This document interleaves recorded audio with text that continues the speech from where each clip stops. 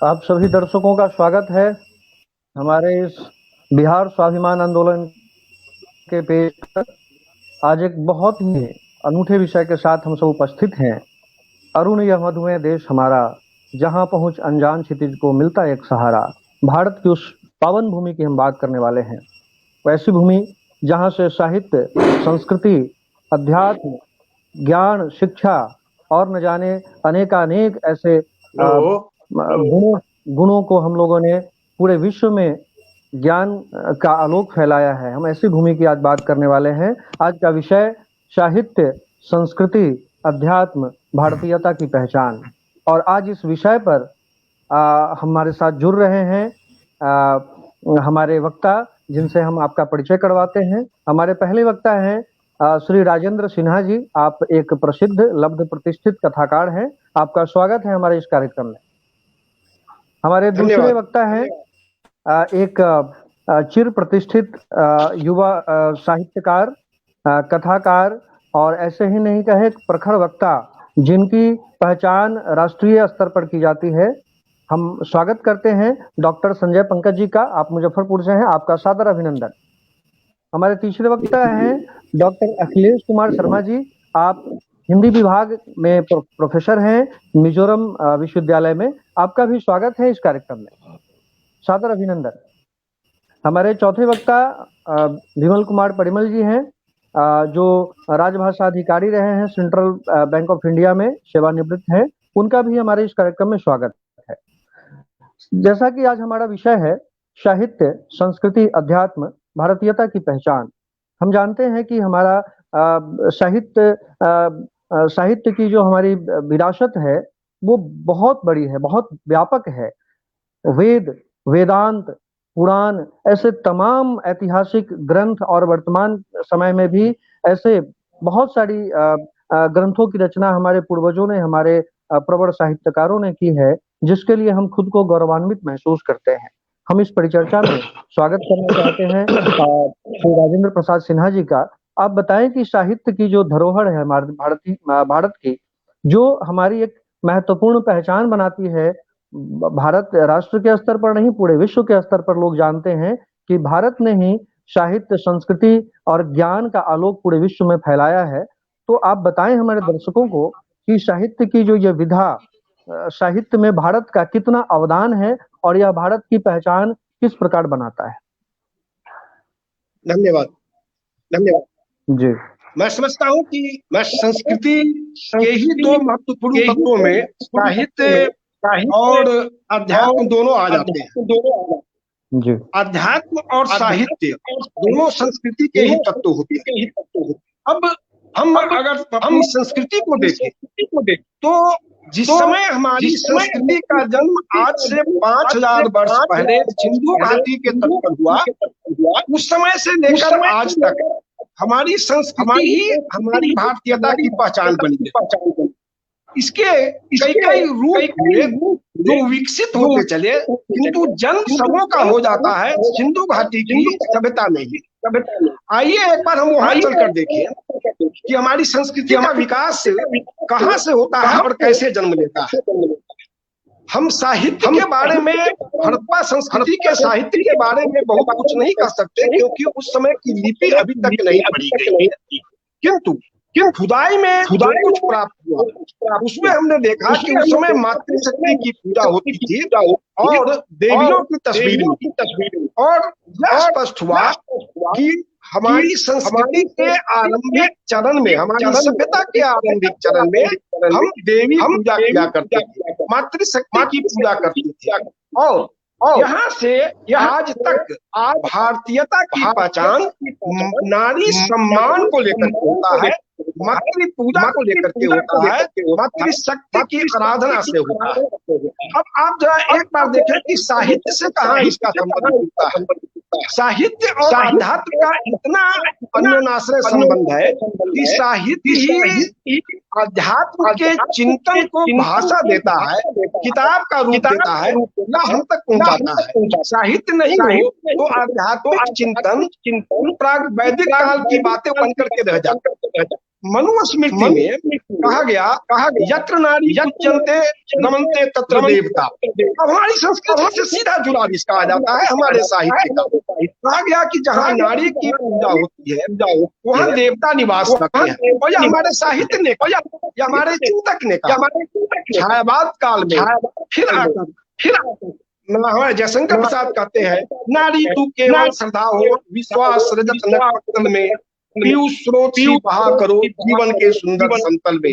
आगे बढ़ते हैं तो संजय पंकज आज के समय में कहते हैं, पत्थर नहीं होती औरत, पत्थर होती औरत तो गंगा नहीं बहती, फूल नहीं खिलते।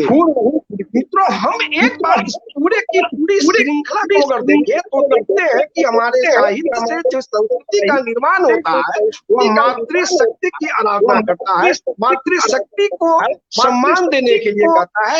ठीक विपरीत अगर हम पश्चिम में देखते हैं तो पश्चिम का सबसे बड़ा साहित्यकार शेक्सपियर कहता है, छलनामयी तुम्हारा ही नाम नारी है।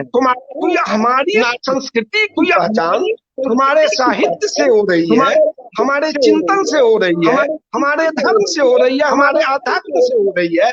इसकी पहचान हम संस्कृति आरंभिक काल से देखते हैं। और जब आर्यों का आगमन होता है तो वेद की रचना भारत में होती है। वेद संसार का पहला ग्रंथ है, पहला साहित्य है, पहला आध्यात्मिक चिंतन है। आज भी दुनिया में अल्जीरिया हो या अमेरिका, बच्चों को पूछा जाता है, पढ़ाया जाता है कि विश्व का पहला साहित्य कौन है, उत्तर दिया जाता है वेद, जिसकी रचना भारतवर्ष में हुई। आर्यों ने जिस राष्ट्रीयता का निर्माण किया उसकी पहचान हमारी संस्कृति से होती है। एक और उदाहरण आप देख ले कि हम भारत माता की तस्वीर खींचते हैं, भारत पिता की तस्वीर नहीं खींचते। भारत माता की तस्वीर का यह कॉन्सेप्ट हमारे साहित्य से उभर कर आता है और आदिकाल से आता है। यह हमारी संस्कृति की पहचान बन जाता है और यह पहचान भारतीयता की पहचान बन जाती है। साहित्य में अगर हम आगे चलते हैं तो वेद के बाद उपनिषद आते हैं, जो हमारे साहित्य ही नहीं हमारी भारतीयता की पहचान होती है। उपनिषद के चिंतन हो, वेद, उपनिषद, पुराण, महाभारत, रामायण, गीता, रामचरितमानस, एक लंबी श्रृंखला चल रही है साहित्य की, जो आगे चलकर प्रेमचंद के गोदान से गुजरते हुए कामायनी और कुरुक्षेत्र होते हुए रामचंद्र के 4 अध्याय तक पहुंची है। और इन सारी चीजों में हम देखते हैं कि हमारा साहित्य एक समृद्ध भारतीयता का निर्माण करता है और हमारी भारतीयता की पहचान बनकर रह जाता है। हम एक बात और देखते हैं कि साहित्य के अलावा साहित्य और अध्यात्म में बार बार कह रहा हूँ, अध्यात्म का लिखित स्वरूप भी साहित्य होता रहा है और हमारे आदि ग्रंथ तमाम धार्मिक रहे, आध्यात्मिक रहे, चाहे वो वेद हो, उपनिषद हो, पुराण हो, महाभारत हो, गीता हो, रामायण हो, ये सब के सब भक्तिकालीन कहा गया उनको। लेकिन ये सब के सब आध्यात्मिक चिंतन को लेकर के आते हैं और यही आध्यात्मिकता हमारी पहचान बन जाती है। एक चीज आप देखेंगे कि हम आज भी कहते हैं सत्यमेव जयते, और सत्यमेव जयते हमारी पहचान बन जाती है, हमारी भारतीयता की पहचान बनती है। और यह सत्यमेव जयते मुंडको उपनिषद से उद्धृत किया गया। मुंडको उपनिषद में कहा गया सत्यमेव जयते, यह एक मंत्र का अंश था जिसे अशोक ने सारनाथ में वस्तु बौद्ध स्तूप पर लिखा और आज भी उस बौद्ध स्तूप पर सत्यमेव जयते लिखा हुआ है। जबकि बुद्ध के समय पाली भाषा थी, लेकिन वहाँ आज भी देवनागरी में सत्यमेव जयते लिखा हुआ है। और यह हमारे उपनिषद की भाषा है, यह हमारे साहित्य की भाषा है, यह हमारे आध्यात्म की बोली है, आध्यात्म का मंत्र है। आगे हम देखते हैं इसी चीज की स्वतंत्रता संग्राम के दरमियान तिलक ने इसे देश का सूत्र वाक्य बना दिया और कहा कि यह हमारा देश का सूत्र वाक्य रहेगा। यह साहित्य की अगुवाई में हमारी संस्कृति का जो निर्माण हो रहा है, इससे भारतीयता की पहचान बन रही है। इसी और आगे चलते हैं तो हमारा राष्ट्र चिन्ह, आज आप देखेंगे कि हमारे राष्ट्र चिन्ह में सत्यमेव जयते लिखा हुआ है। यह सत्यमेव जयते हमारे साहित्य की देन है, यह सत्यमेव जयते हमारे आध्यात्म की देन है, यह भारतीयता की पहचान है या हमारी संस्कृति की देन आती है। हमारे आप एक बार अपने संविधान को देख, हमारे संविधान को देखते हैं तो आप देखेंगे कि प्रत्येक अध्याय के आरंभ में, जब प्रत्येक अध्याय जब शुरू होता है तो उसके आरंभ में जो चित्र सज्जा है उसमें राम सीता की तस्वीर है, उसमें कृष्ण राधा की तस्वीर है। यह हमारी भारतीयता की तस्वीर है, यह हमारी भारतीयता का परिचय है, यह हमारी संस्कृति का तस्वीरें हैं। और हमारे आध्यात्म और हमारे साहित्य और हमारी संस्कृति की जो पहचान बनती है वह संविधान तक आ चुका, और संविधान से हमारी भारतीयता की पहचान होती है, संस्कृति से हमारी संस्कृति की पहचान होती है। आप एक बात और देख लेंगे, आप बुद्ध को लेकर चलिए, बुद्ध ने अहिंसा का मंत्र दिया। आप अगर साहित्य तक सीमित रहने के लिए कहें तो फिर मैं आगे नहीं बढ़ूं। बुद्ध ने अहिंसा का मंत्र दिया, महावीर ने मंत्र दिया। ये आध्यात्मिक चिंतन था, चाहे बुद्ध का हो, महावीर का हो या उपनिषद का हो। यह अहिंसा का मंत्र भारतवर्ष ने दिया और अहिंसा भारतीयता की पहचान बनी, संस्कृति की पहचान बनी। और आज की स्थिति में अशोक ने जब लंका से लेकर चीन तक, अफगानिस्तान से लेकर कंबोडिया तक बुद्ध धर्म का प्रचार कर दिया, इसे प्रसारित कर दिया, तो बुद्धिज्म की पहचान भारतीयता से लेकर जोड़ कर दी गई। और आज भी हमारे देश के स्तूपों, बौद्ध स्तूपों को देखने के लिए जापान, कंबोडिया, चीन, श्रीलंका, कई देशों से लोग आते हैं और वो कहते हैं कि यह भारतीयता की पहचान है। बुद्ध हमारी भारतीयता के पहचान हुए, महावीर हमारी भारतीयता के पहचान हुए, सत्य हमारी भारतीयता का पहचान हुआ, और अहिंसा हमारी भारतीयता की पहचान है। इसका हम देखते हैं। अब आप साहित्य के आगे चले, रामचरितमानस हो या प्रेमचंद का गोदान हो, हम गोदान में जब देखते हैं या मैला आंचल में देखते हैं, एक संपूर्ण भारतवर्ष भर सामने आ जाता है, चाहे वो कृषि के क्षेत्र का हो, ग्रामीण क्षेत्र का हो या जिस किसी क्षेत्र का हो, ग्रामीण संपूर्ण भारतवर्ष की तस्वीर हमारे साहित्य में उभर कर आ जाता है। वो हमारी भारतीयता की पहचान बन जाती है। हमारी भारतीयता की पहचान बनाने के लिए साहित्य इतना सामर्थ्यवान रहा है आरंभ से आज तक, कि हम साहित्य के बिना न तो संस्कृति की कल्पना कर सकते हैं और न ही साहित्य के बिना भारतीयता की पहचान हो सकती है। हम बार देखते हैं आरंभ से लेकर आज तक। एक बात आप देख ले, 47 के बाद से लेकर आज तक दर्जन भर से अधिक प्रधानमंत्री हो चुके। इन दर्जन भर से अधिक प्रधानमंत्रियों के सम्मिलित योगदान से भारतीयता की जो छवि बाहर बनी, उससे बड़ी छवि एक सन्यासी विवेकानंद ने बनाकर रख दिया था। और हमारे आध्यात्म से जुड़ी हुई बात थी, वो आध्यात्मिक चिंतन की बात थी। आज विवेकानंद के प्रवचन का संपूर्ण संकलन साहित्य के रूप में उपलब्ध है। तो आध्यात्म और साहित्य दोनों हमारे लिए आज भी संस्कृति निर्माण का कार्य करते आ रहे हैं, और हमारी संस्कृति, हमारा साहित्य, हमारा आध्यात्म, हमारी भारतीयता की पहचान बनता चला जा रहा है। हमने देखा एक बात कि बार हमें कहा कि चिंतन ईश्वरवाद, हमने देखा कि शंकराचार्य हो, रामानुजम हो या रामानंद हो या फिर माधवाचार्य, यह जो एक लंबी श्रृंखला चली आ रही है दार्शनिकों की, चिंतकों की श्रृंखला जो चली आ रही है, इससे हमारी भारतीयता की पहचान है। चाहे वह अद्वैतवाद हो या द्वैतवाद हो या विशिष्ट अद्वैतवाद हो, ये सारे चिंतन हमारे आध्यात्मिक क्षेत्र से जो उभर कर आए, इससे हमारी एक संस्कृति का निर्माण होता है, और यही संस्कृति हमारी भारतीयता की पहचान बन जाती है।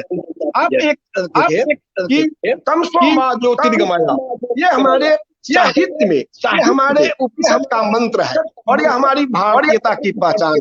हमने कहा, हमारे मंत्र ने, हमारे ऋषियों ने कहा कि हमें अंधकार से प्रकाश की ओर ले चलो, और इस गायन को केंद्रीय विद्यालयों में गाया जाता था। दुर्भाग्यवश इस न्यायालय के आदेश से या हस्तक्षेप से कुछ सेकुलर लोगों को बुरा लगा और इसे बंद कर दिया गया। किंतु उन लोगों ने यह नहीं देखा कि हमारी संस्कृति में कहा जाता है या गाया जाता है कि ईश्वर अल्लाह तेरे नाम। जब ईश्वर अल्लाह तेरे नाम था तो फिर तमसो मा ज्योतिर्गमय को हटा देना, इसका बाइकआउट कर देना, इसे गायन से हटा देना, विद्यालय से हटा देना, कहाँ तक उचित, यह सरासर गलत रहा है।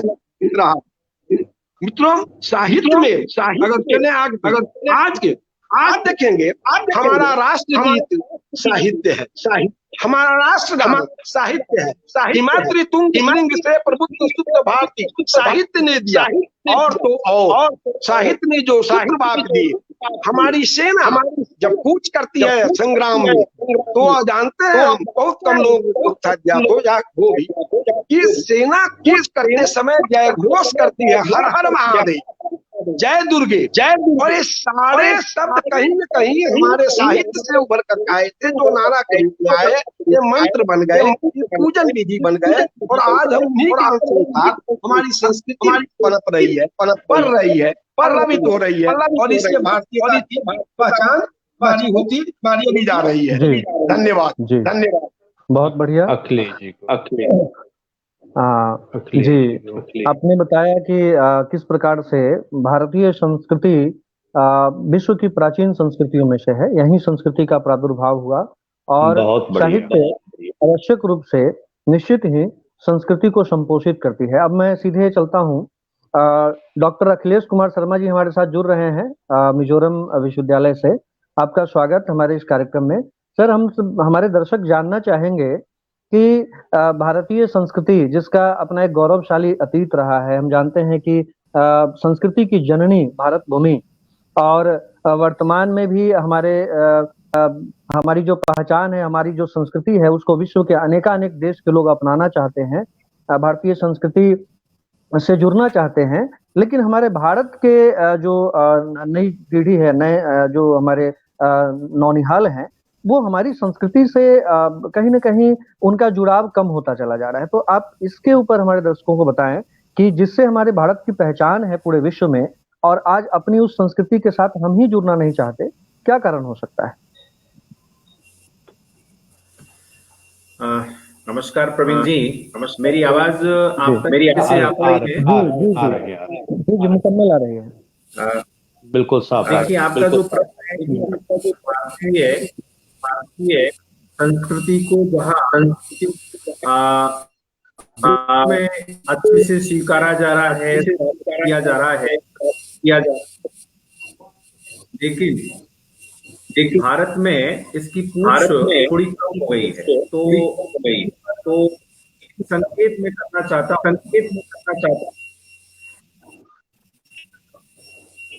कि भारत में भले ही इस चीज से मेरी आवाज पुनरावृत्ति हो रही है, दोहराना हो रहा है क्या आवाज का? नहीं, ठीक है सर, इक्को हो रहा है लेकिन आवाज आ रही है। बोलिए अखिलेश जी, बोलिए।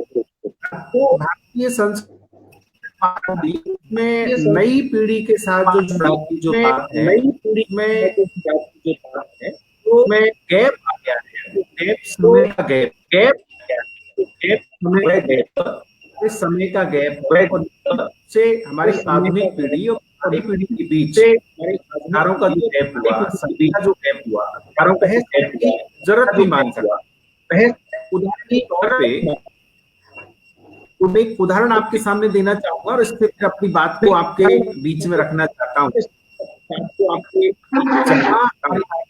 मैं नौनिहालों को, बच्चों को, मैं दादी नानी कहानियों, आप सब लोग अपना माइक बंद कर दें। दादी नानी आज नहीं सुना पाती है, लेकिन आप इस बात को, तथ्य को नोट कीजिए, जो आधुनिक महिलाएं हैं, जो पढ़ी लिखी शिक्षित महिलाएं हैं, जो मां बन चुकी हैं, वो उन्हें लोरियां नहीं सुना पाती, कारण उन्हें वो लोरियां कहानी याद नहीं है। लेकिन आप अपने घर परिवारों में, पड़ोस में जब देखेंगे, तो वही माहें यूट्यूब से उन कहानियों को या तो सुनती हैं या अपने बच्चों को सुनाती हैं। तो इस समय के जो गैप ने हमारे बीच जो अंतराल पैदा किया, वो भले ही अंतराल हो, लेकिन भारतीय संस्कृति छीण नहीं हुई है। वो कहानी की, लोरी की परंपरा मैंने खुद मेरी आंखों से देखी है। भले ही वो दादी नानी लोरियां नहीं सुना रही, लेकिन जो शिक्षित महिलाएं, वो यूट्यूब से या किसी भी अन्य माध्यम से अपने बच्चों को कहानियां सुना के और संस्कार देती हैं। शिवाजी की माता जैसी आज की आधुनिक महिलाएं नहीं हो सकती, लेकिन उस शिवाजी की मां को अगर स्मरण कर रही हैं, तो तो एक तय मान के चलिए कि भारतीय संस्कृति अक्षुण है, वो उस कगार पे नहीं है, उससे स्वीकारने वाली कगार पे। ये समय का जो गैप है, ये समय का जो अंतराल है, इसमें थोड़ी बहुत परिवर्तन की गुंजाइश होती है, और यही हमारी संस्कृति की खुशबू है। अगर हमने किसी चीज को स्वीकारा और स्वीकार करने के बाद अपने हाथों की खुशबू से उन्हें जो है संपोषित करके आगे बढ़ाया, तो यही हमारी संस्कृति का एक स्थान से दूसरे स्थान पर हस्तांतरण होना है। हम किसी भी दौर को याद करें, किसी भी दौर को याद करें, हम अपने उस समय के साथ में जब भारतीय संस्कृति के साथ साहित्य की बात करते हैं, संजय पंकज जी अखिल भारतीय साहित्य परिषद के मंत्री और अध्यक्ष के रूप में बिहार का दायित्व देखते रहे। मैं राजस्थान से साहित्य के नाते जुड़ा। ये साहित्य की ही एक रेखा थी जो हम लोगों को बांध गई। ये बिहार में होने वाला, बिहार की भूमि में होने वाला कार्यक्रम राजस्थान और पूर्वोत्तर भारत के मिजोरम को जोड़ रहा है। क्या ये साहित्य का एक अनूठा उदाहरण नहीं है? ये पूरा का पूरा जुड़ाव है। और अगर उसी परिप्रेक्ष्य में अगर संस्कृति की हम बात करते हैं, संपूर्ण भारतवर्ष की संस्कृति एक है। चाहे हम मिजोरम की बात करें, चाहे राजस्थान की बात करें, हम बिहार की बात करें, यहाँ पर जितने भी पूरे पर्व और त्योहारों की जो संस्कृति है, मैं एक दीपावली के उदाहरण से अपनी बात को पुनः आगे बढ़ाना चाहता हूं। दीपावली पर जहां हमारे दीप जलाने की जो संस्कृति थी, यहाँ पे बड़े विद्वत आचार्य राजेंद्र सिन्हा जी बैठे हैं जिन्होंने बहुत अच्छी तरीके से अपनी बात को रखा। दीप की जो संस्कृति है वो भारतीय संस्कृति के मूल में है। लेकिन जहां हम ये कहते हैं कि जब राम वनवास को काट के अयोध्या आए थे तो घर घर घी के दीप जलाए थे।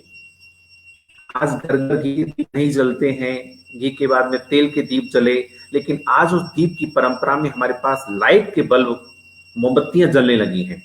तो आप ये मान के चलिए कि जो प्रकाश का जो स्तंभ था, जो प्रकाश की जो परंपरा थी, वो दीप ने छोड़ी नहीं। वो दीप जलाने की परंपरा घी से तेल, तेल से मोमबत्ती, लाइट और चाइनीज बल्ब तक आ गई। हो सकता है कि अब चाइनीज और चीन के प्रति चाइनीज बल्ब को जो है अस्वीकार दिया जाए, भारतीय बल्ब जलेंगे, कोई भी एक मिट्टी का दीपक जले, कैसा भी दीपक जले, लेकिन दीपावली पर दीप जलना हमारी भारतीय संस्कृति का प्रतीक था।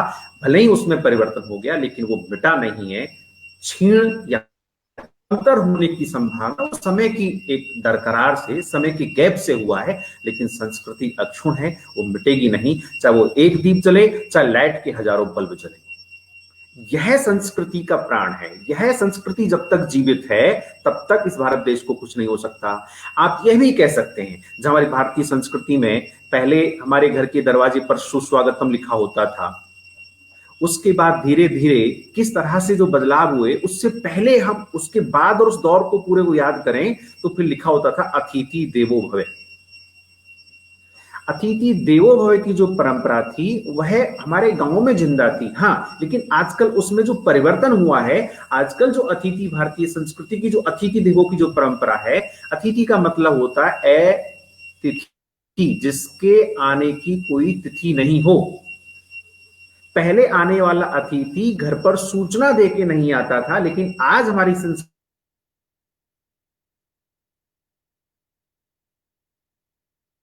इसकी तैयारियां हो सके, आने में कोई बात नहीं है। लेकिन परिवर्तन संचार का युग है, तो संचार में यदि आप सूचना देके जाते हैं तो ये परिवर्तन है, इसे हमें स्वीकारना चाहिए। इससे उस अतिथि की जो स्वागत की परंपरा है उसमें इजाफा होगा, उसमें हम कहते हैं कि और जो तत्परता होगी वो संपूर्ण तत्परता हमें दिखाई देगी। तो ये हमारी जो संस्कृति की, अब पूरे के पूरे कोरोना के काल में अगर पूरे विश्व को, जो हम कहते हैं कि विश्व गुरु की उस दहलीज पे खड़ा होने की भूमिका में था, अगर उस पूरी की पूरी उस दायरे में अगर भारतीय संस्कृति का अन्वेषण करें, विश्लेषण करें, तो आप सबको याद आना चाहिए कि जहां लोग हाथ मिला करके नमस्ते अभिवादन किया करते थे, भारतीय संस्कृति में नमस्ते हाथ जोड़कर जो अभिवादन था वो कितना कारगर रहा। लोगों ने हाथ मिलाना छोड़ दिया, गले मिलना छोड़ दिया, लेकिन नमस्ते करना नहीं भूले। ये क्या हमारी भारतीय संस्कृति का अद्भुत उदाहरण नहीं है? इस तमाम पूरी की पूरी बिलगाव की प्रक्रिया में जब लोग जो है आपस सामाजिक रस्तों से कट गए, दूरी बना ली, जिसे सोशल डिस्टेंस का नाम ले दिया, लेकिन उसके बावजूद भी उन सामाजिक दूरी के बावजूद भी आत्मीयता का स्रोत अगर कहीं बहा तो भारतीय संस्कृति थी, चाहे वो स्वच्छता के संदर्भ में हो, चाहे वो आत्मनिर्भरता के संदर्भ में हो, चाहे वो किसी भी अध्यात्म विषय, चूंकि साहित्य संस्कृति और अध्यात्म है, वो भारतीयता की पहचान है। यह जो भारतीयता की पहचान है, अगर इसे साहित्य की भूमि से मैं जोड़ना चाहूं, बिहार की भूमि पर यह कार्यक्रम हो रहा है और बिहार के राष्ट्रीय स्तर के जो कवि रामधारी सिंह दिनकर का मुझे संकेत स्मरण आता है, और वह इस आज ये कार्यक्रम 26 से 26 सितंबर को हो रहा है और 23 सितंबर 1908 को रामधारी सिंह दिनकर का जन्म भारत की भूमि पर हुआ। महज 3-4 दिन पहले उनकी जयंती निकली है और वह इस बात को अच्छे से, मेरे ख्याल से यहाँ सभी बैठे हुए मंच पर विद्वान इस चीज से परिचित होंगे कि रामधारी सिंह दिनकर वे बाल्यावस्था में उन बीजों को, संस्कारों को रोप चुके थे, या उनके मन में, उनके दिल में वह साहित्य के संस्कार रुक चुके थे, जो बाल्यावस्था में ही उन्हें सूर सागर जैसी कथाओं का अध्ययन कर लिया, रामचरितमानस जैसी पुस्तकें उन्हें पुरस्कार में मिल गईं, तो क्या वो साहित्य के संस्कार उन्हें आगे राष्ट्रीय चेतना के उन्नत कवि के रूप में भारतीय साहित्य के पटल पर स्थापित नहीं करते, प्रतिष्ठित नहीं करते? तो आपका जो सवाल था कि भारतीय संस्कृति का जो एक मूल जो जड़ है, वो आधुनिक पीढ़ी क्या उसको अपना नहीं रही? मेरा ये मानना है, मेरी ये सोच है, मेरा ये मत है, अपना रही है, लेकिन उसमें जो अपनाने की जो प्रोसेस है, जो ढंग है, उसमें बदलाव आ गया है। उसे एज इट इज नहीं स्वीकारेगी, उसे यों का त्यों नहीं स्वीकारेगी। क्यों? क्योंकि उस समय के अंतराल में जो परिवर्तन हुआ, उसमें नई पीढ़ी ने अपने मन से उसमें कुछ बदलाव किए और उन बदलावों को हमें स्वीकारना चाहिए। उदाहरण फिर मैं पुनः एक हमारे लोक पर्व, लोक देवी देवताओं से जुड़े पूजा अर्चना की ओर ले जाना चाहूंगा।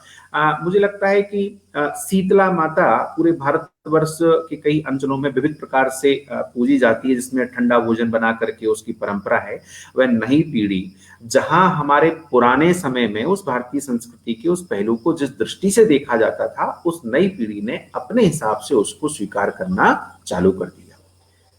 ये तमाम जो चीजें हैं, यह हमारी भारतीय संस्कृति के उस क्षण को दर्शाती हैं कि हमने उन चीजों को छोड़ा नहीं है, बस उसको अपनाने की जो प्रोसेस है, उसे जो स्वीकार करने की जो प्रोसेस है, वह हमें समय के साथ अपनानी चाहिए और हमें उससे कोई गुरेज भी नहीं करना चाहिए। अभी नई राष्ट्रीय शिक्षा नीति की जब बात होती है, तब पहले हमारे यहाँ पर मातृभाषा में पढ़ाने की जब बात होती थी, आजकल वही राष्ट्रीय शिक्षा नीति कहती है कि प्रारंभिक शिक्षा आपकी मातृभाषा में हो। और यह बड़ा सुखद पहलू हिंदी और भारतीय भाषाओं के साथ जुड़ा है, विशेषकर हिंदी वालों, भारतीय भाषा वालों के साथ, भाषा वाले अध्येताओं के साथ जुड़ा है। ये निश्चित रूप से जो बदलाव की जो प्रोसेस है, ये भारतीय संस्कृति के उस मैं कह सकता हूं कि छीण वाली प्रोसेस में नहीं है, उस बदलाव वाली प्रोसेस में है। इस बदलाव को हमें तहे दिल से स्वीकार करना चाहिए, चाहे वो भाषा के संदर्भ में है, चाहे वो धर्म के संदर्भ में है, चाहे वो शिक्षा के संदर्भ में है, चाहे वो अध्यात्म के संदर्भ में है, चाहे वो किसी भी संदर्भ में हो। एक उदाहरण के तौर पर अगर हम हिंदी के इस मंच पर बैठे हैं, तो देखिए सबसे बड़ा, प्रवीण जी मैं आपका ध्यान आकर्षित करना चाहूंगा, इतने संजय सर बैठे हैं, राजेंद्र सिन्हा जी हैं, विमल कुमार जी मुझे दिख रहे हैं, जहां हमारे संगोष्ठी हुआ करती थी। संगोष्ठी देखिए मार्च 2020 से संगोष्ठी का वेबिनार में ले लिया।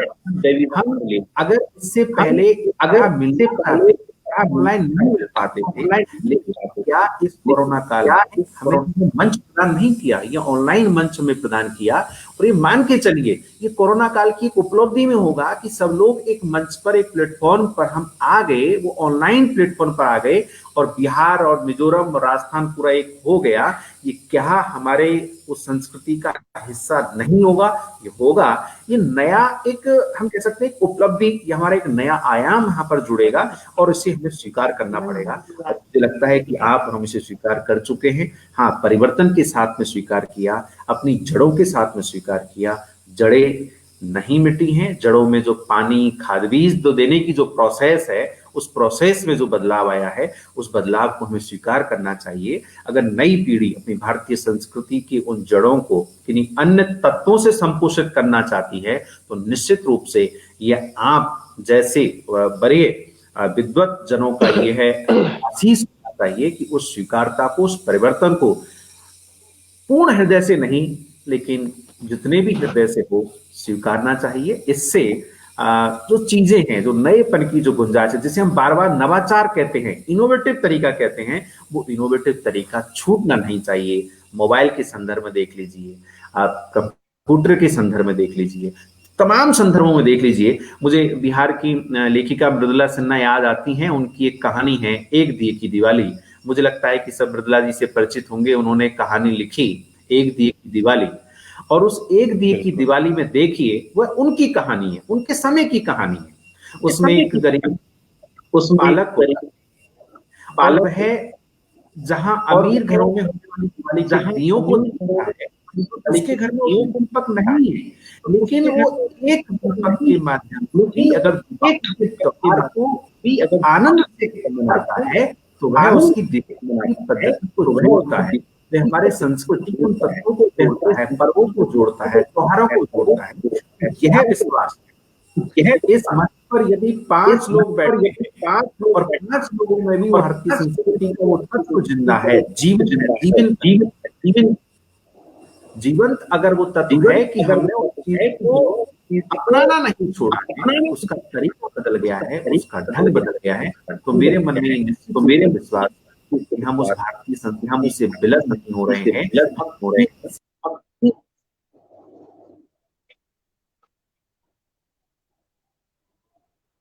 अखिलेश जी से लगता है हमारा संपर्क टूट गया है।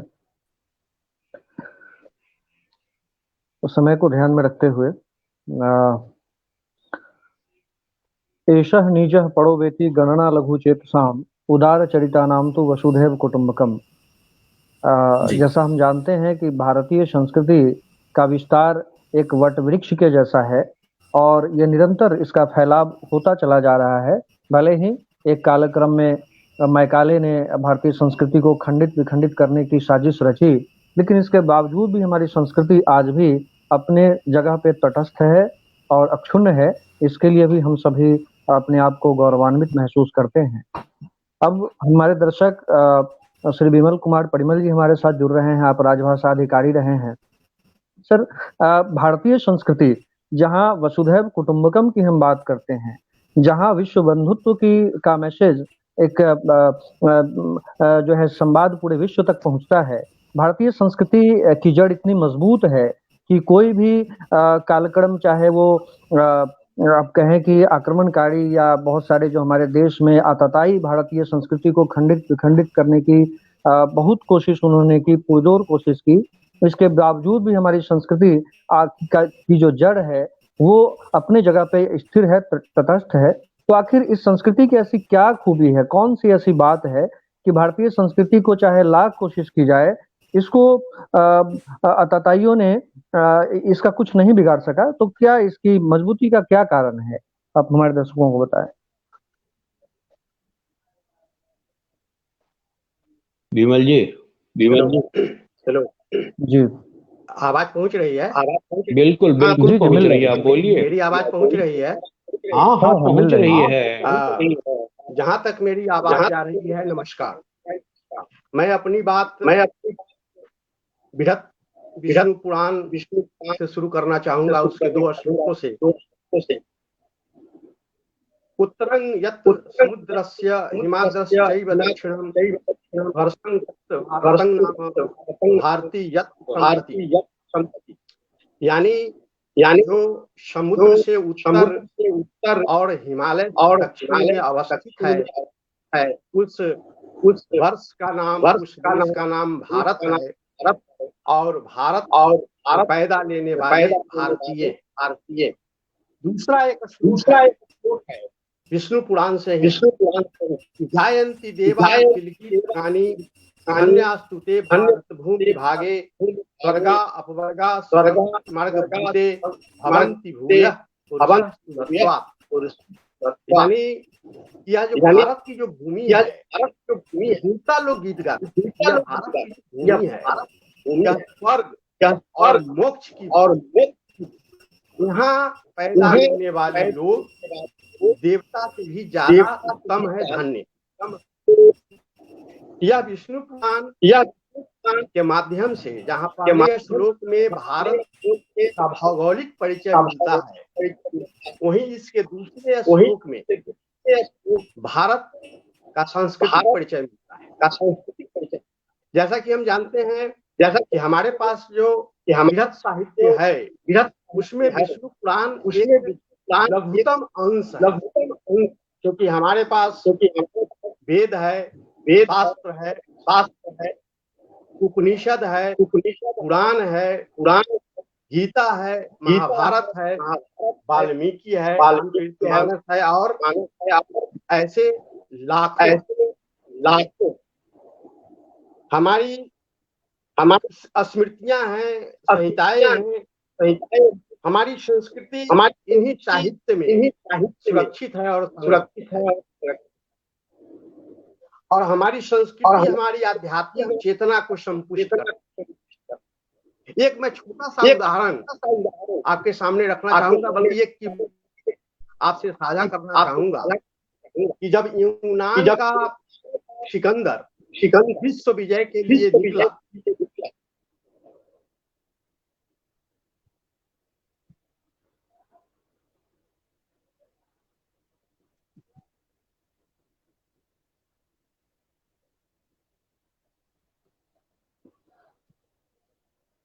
संपर्क टूट गया है। आपका माइक म्यूट है सर।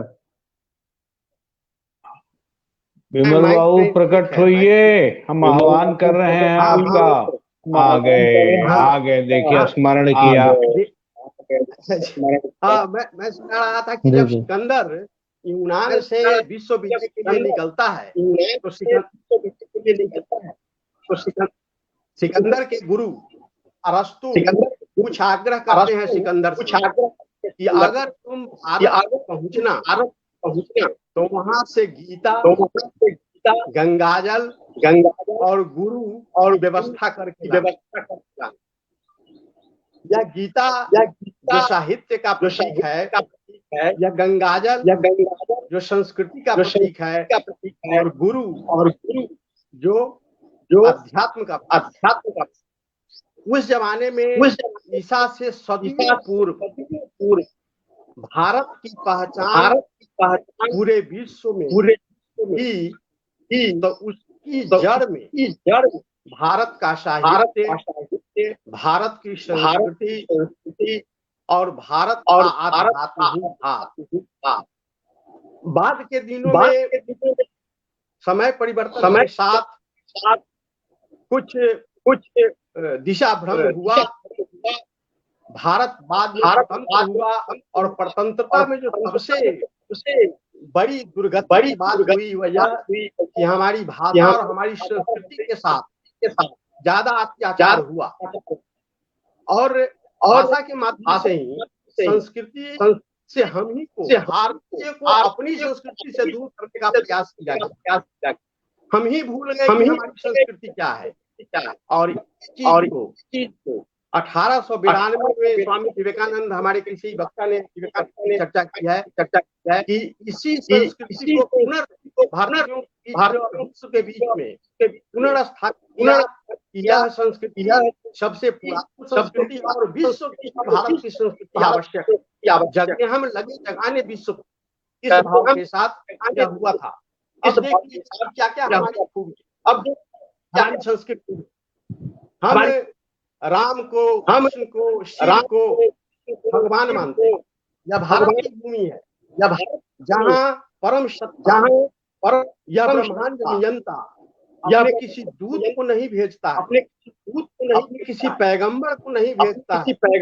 जब जरूरत पड़ती है, जब वह स्वयं अवतार लेते हैं। यह हमारी संस्कृति, यह हमारी धारणा है, मान्यता। यह यदा यदा ही धर्मस्य ग्लानिर्भवति भारत अभ्युत्थानं धर्मस्य अधर्मस्य तदात्मानमस्याम्यहम्।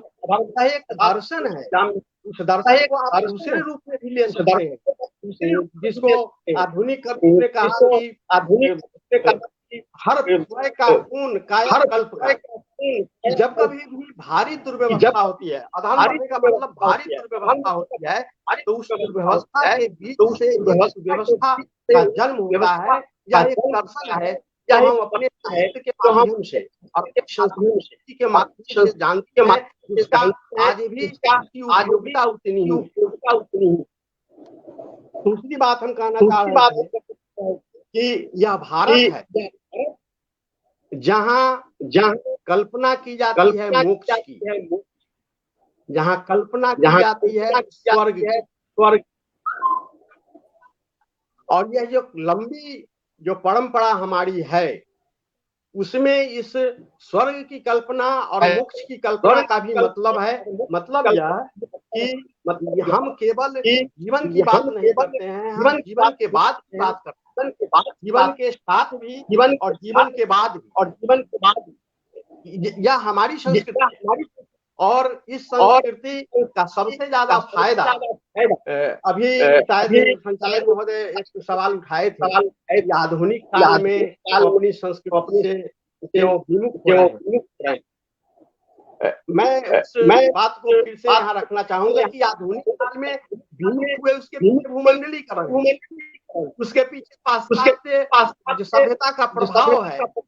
लेकिन प्रकृति जब अपने संतुलित करती है, तो उसके जरूरत।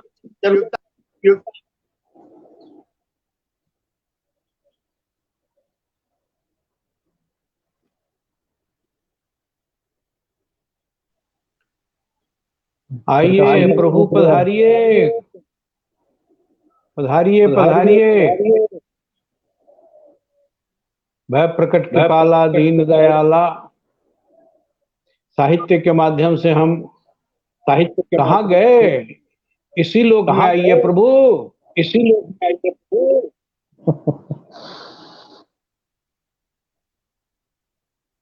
धैर्य रखना। कहाँ जाना है? यहाँ मिजोरम भी है, राजस्थान भी है, बिहार भी है, संपूर्ण भारत है। ज्ञान का वैभव लेकर पूरा ब्रह्मांड व्याप रहा है, और अब कहाँ अंतर्धान हो गए विमल जी?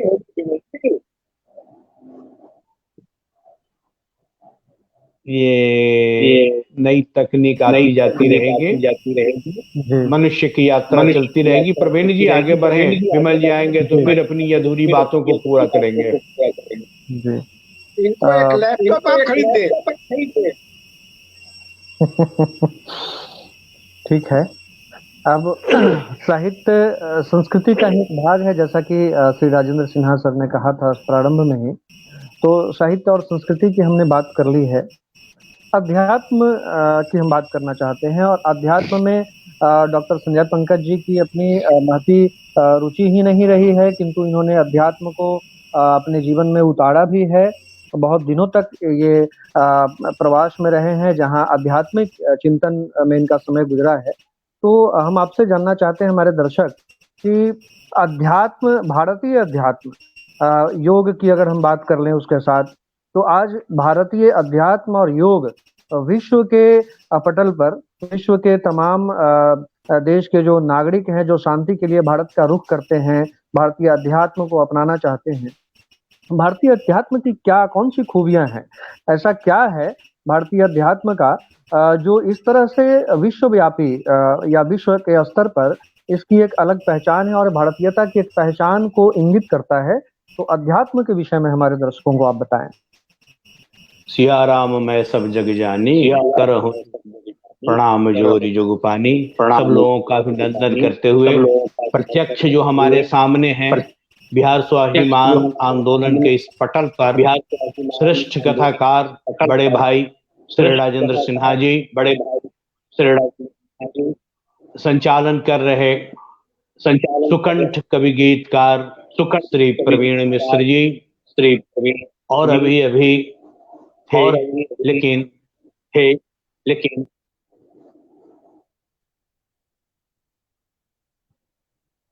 अब आप ही गायब हो गए।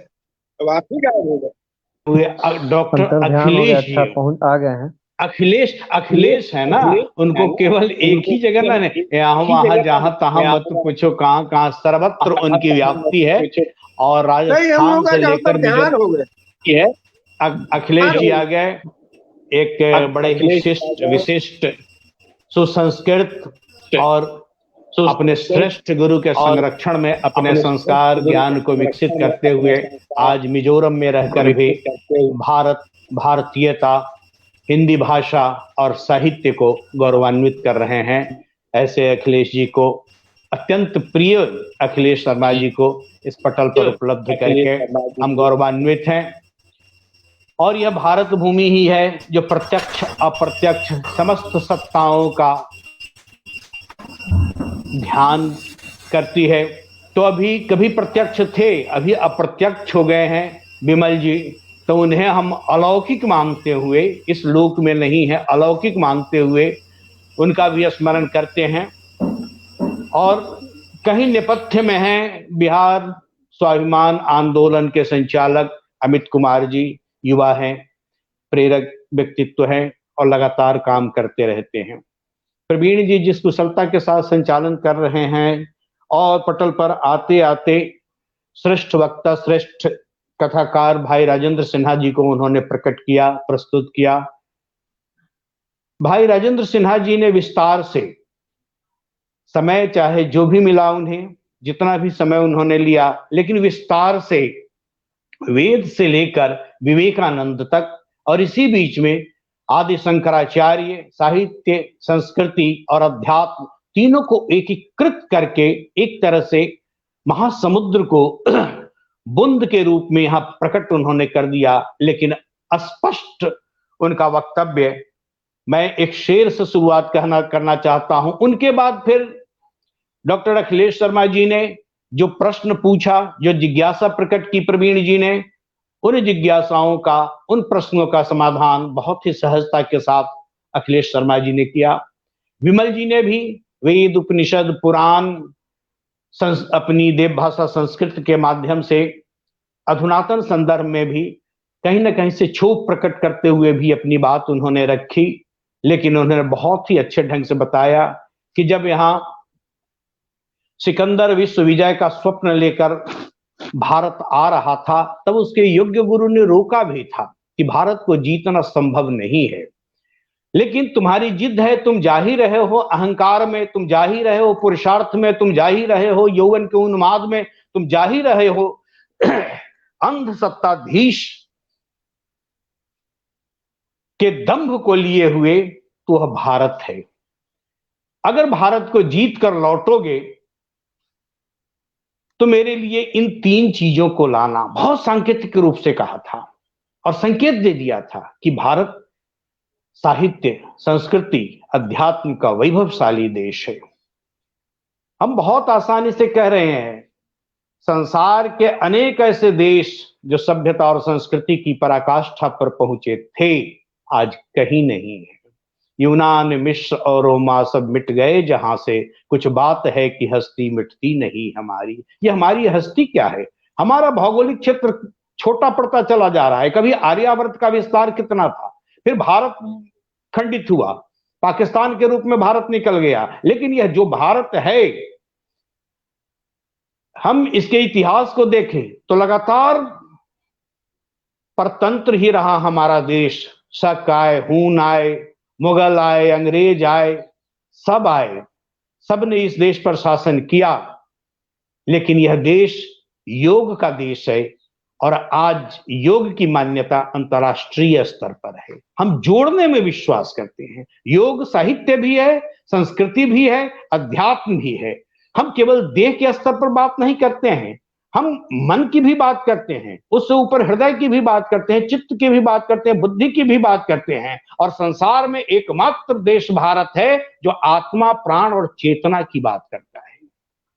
तो यह आत्मा, प्राण और चेतना की भाषा को समझने वाला, व्याख्यायित करने वाला देश मात्र नहीं है। भले ही हमारा भूगोल छोटा होता चला गया, क्योंकि हम अपने शौर्य, पराक्रम और उस ताकत को परे हटाकर बात करें तो हम सीधे जिस राष्ट्र कवि दिनकर की बात अखिलेश शर्मा जी ने की, आज भी दिनकर की भारत पर लिखी हुई कविता तुझको या तेरे नदीश गिरिवन को नमन करूं मैं, किसको नमन करूं मैं भारत, किसको नमन करूं मैं। विभिन्नताओं का यह देश, खान पान रहन सहन बोल चाल भाषा संस्कार सब कुछ पृथक, लेकिन इस पृथकता में आखिर वह कौन सी, कुकू फिर चल गलो, आखिर वह कौन सी शक्ति है।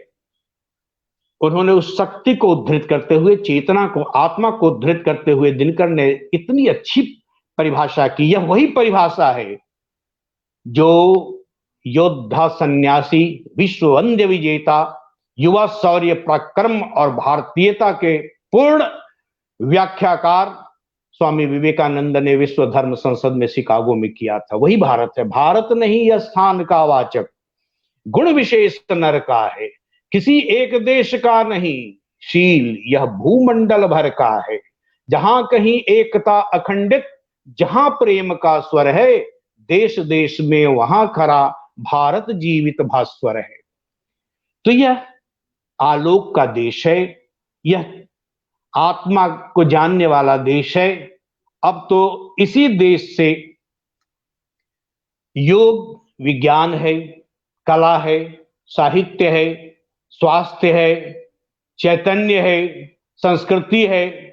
एक योग में ही समस्त बाह्य और आंतरिक शक्तियों का समाहार हो जाता है। शक्तियां वहां सिमट कर आ जाती हैं। हम कुंडलिनी की बात हमारे पूर्वजों ने की, संसार की शल्य चिकित्सा थक गई, कहा कि कुंडलिनी मैं देखना चाहता हूं। उसे कुंडलिनी नहीं दिखी, लेकिन कुंडलिनी का अस्तित्व है।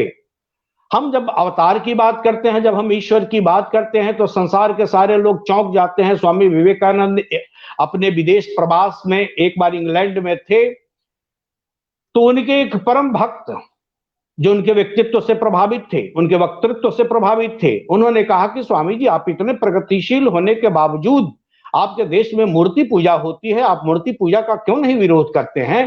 स्वामी विवेकानंद ने थोड़ी देर उसके चेहरे को देखा, कहा कि इस आदमी को समझाया नहीं जा सकता है। सामने टंगी हुई एक तस्वीर थी। विवेकानंद ने कहा कि वह क्या है, तो वह मेरे पिताजी की तस्वीर है। कहा कि उतारो, और उतार कर विवेकानंद जी हाथ में लेकर उसे अपने पांव के पास रख दिया। बड़ा बुरा लगा उस व्यक्ति को। कहा कि किसकी तस्वीर है? कहा कि मेरे पिताजी की तस्वीर है। उसने तस्वीर को उठाना चाहा, विवेकानंद ने फिर पांव के पास रख दिया। कहा कि स्वामी जी मेरे पिता की तस्वीर है। तो कहा कि मैं इसे कहता हूं इस पर थूको। कहा कि स्वामी जी मेरे पिता की तस्वीर है यार। कहा कि इसे मैं जला दूंगा, फाड़ दूंगा, तुम्हारे पिता आज देह के स्तर पर नहीं है। लेकिन यह कौन सी धारणा है, यह कौन सी आस्था है, कौन सा भाव है कि इस तस्वीर में तुम अपने पिता के दर्शन कर रहे हो। मूर्ति पूजा का विरोध नहीं कर सकते हैं।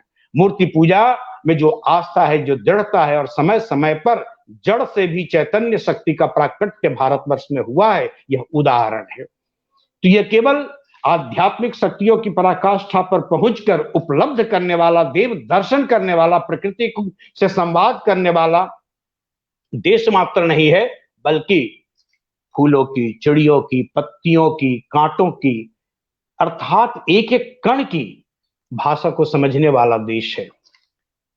गुरुदेव रविंद्रनाथ ठाकुर जब कहते हैं कि यही महामानवेर सागर तीरे, यही महामानवेर सागर तीरे, महामनुष्यों के समुद्र तट पर, तो यह भारत का एक विराट चित्र खींचते हैं। भारत का भूगोल नहीं है, यह भारत की आत्मा का दर्शन है, यह भारत की चेतना का प्रदर्शन है। और भाई राजेंद्र सिन्हा जी ने कहा कि भारत को हम पिता नहीं मानते हैं, माता मानते हैं। मातृशक्ति, मातृदेवो भव हम कहते हैं। मातृशक्ति का, प्रकृति माता है, धरती माता है, और हमारे भीतर जो भी सद्वृत्तियां हैं वे सब मातृपक्ष से आती हैं। स्वामी विवेकानंद ने विवेकानंद रॉक पर ध्यान करते हुए जंजीर से जकड़ी हुई वह जंजीर केवल प्रतंत्रता की नहीं थी, रूढ़ियों की थी, संकीर्णता की थी। भारत माता के दर्शन किए और उसी भारत माता की मुक्ति की, अर्थात भारत की संपूर्णता, भारत की मुक्ति, भारत का ऐश्वर्य, भारत का वैराग्य और भारत की विश्वजनीनता रूढ़ियों से मुक्ति में है, अंधविश्वास से मुक्ति में है, संकीर्णताओं से मुक्ति में है, छुआछूत की भावनाओं से मुक्ति में है, और एक दूसरे के प्रति जहां कहीं भी सद्भाव है, शील है, संस्कार है, प्रेम का विराट भाव है, भारत वहीं खड़ा होता है। भारत को ध्यान किया था। बंकिम चंद्र गाते हैं वंदे मातरम, तो यह भारत की भी वंदना है, धरती की भी वंदना है। तो भारत जननी जन्मभूमि से भारत और धरती को एकीकृत करते हुए भारत का संस्कार, भारत की सहिष्णुता, भारत की प्रस्तुति वही है, वही आचरण है जो धरती का है, सूर्य का है। यह आलोक का देश, बहुत पहले शुरुआत में ही आपने प्रवीण जी ने कही कि अरुणियः मधुमय देश हमारा, जहां पहुंचे अनजान क्षितिज को मिलता एक सहारा। कौन गा रही है?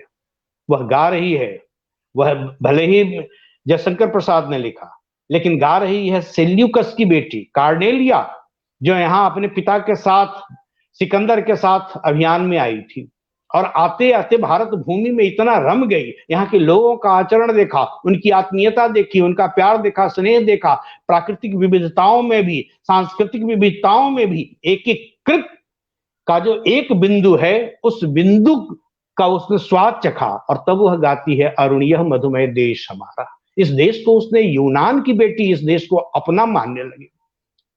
सिस्टर निवेदिता विवेकानंद के साथ होती है, पूरे भारत के दर्शन के बाद वह किताब लिखती है माई इंडिया। बेल्जियम का एक पादरी आता है धर्म के प्रचार के लिए, और सुनता है कहीं रामचरितमानस के पाठ को, और वह पाठ उसके भीतर इतना उतर जाता है, वह पाठ आत्मा में धंस जाता है, उसकी चेतना को झंकृत कर देता है, और वह काल क्रम में फादर कामिल बुल के हो जाता है, और रामचरितमानस का अधीत विद्वान हो जाता है। यह है भारत। जिसने भी एक बार स्वाद लिया, आचार्य जी का स्मरण करूं, जानकी वल्लभ शास्त्री का, जिन्होंने हो तुझे देखा नयन वे और होते हैं, कि बनते वंदना के छंद क्षण वे और होते हैं। भारत को सही अर्थ में जिसने देखा, भारत को जिसने अनुभूत किया, भारत का स्वाद जिसने चख लिया, उसके सामने फिर दूसरे देश की संस्कृति का कोई स्वाद नहीं है। आज संपूर्ण संसार भारत की इस महती उपलब्धि योग का स्वाद चख रहा है, और पतंजलि जो बिहार की उपलब्धि है, हम जिस बिहार की बात करते हैं, बिहार में बैठे हुए हैं, तो हमारा हर प्रांत अपने आप में संपूर्ण राष्ट्र का भी प्रतिनिधित्व करता है, और संपूर्ण भारत के एक प्राणवंत भूखंड के रूप में वह है, और भारत को संपूर्णता के साथ पराकाष्ठा पर पहुंचाने में उसकी अपनी विशिष्ट भूमिका है। हम जिस रामचरितमानस की बात करते हैं, वह साहित्य भी है, संस्कृति भी है, अध्यात्म भी है, और इस समय आप इस पटल पर संवाद कर रहे हैं, किसी न किसी माध्यम से हमारी भारतीयता को